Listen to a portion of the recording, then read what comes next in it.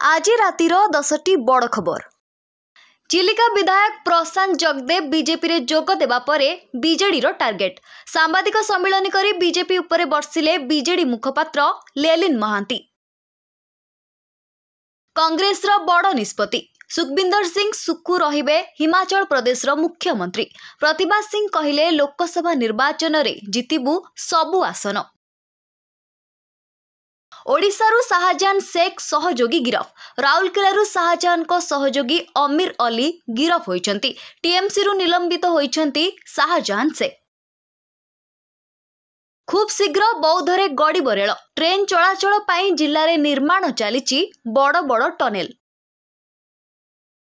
कथा दे कथा रखिले राज्य सरकार। बढ़िला अंगनवाड़ी कर्मी और मिनी अंगनवाड़ी एवं सहायिका कर्मी दरमा। एथिपाई राज्य सरकार वर्ष को अतिरिक्त 350 कोटी टंका खर्च करिवे। रातिरे विद्युत संजोग काटिदेला विद्युत विभाग। हंतसंत हेले नियाली दिगंत आवासिक विद्यालयर मैट्रिक परीक्षार्थी। मोमबत्ती जाली पिला पाठ पढ़िले। रत्न भंडार पाई तदारक कमिटी गठन कले मुख्यमंत्री। महाप्रभुंको अलंकार और मूल्यवान वस्तुर तालिका प्रस्तुत करिब कमिटी। बंचिथिबा लोकंकु मारिदेले मरिथिबा लोकंकु बंचाई देले।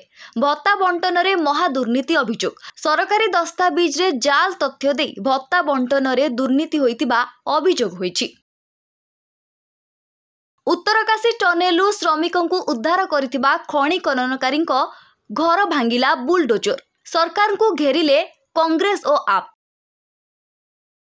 पंचम टेस्ट मैच भारतीय दल घोषणा। कमबैक कले बुमरा। संपूर्ण फिट होई नथिबारु राहुल को विश्राम।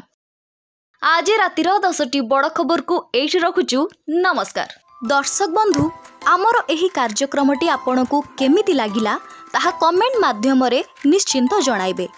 आउ आम चैनल को लाइक शेयर आउ सब्सक्राइब करने को जमारू भी भूलिबेनी। धन्यवाद।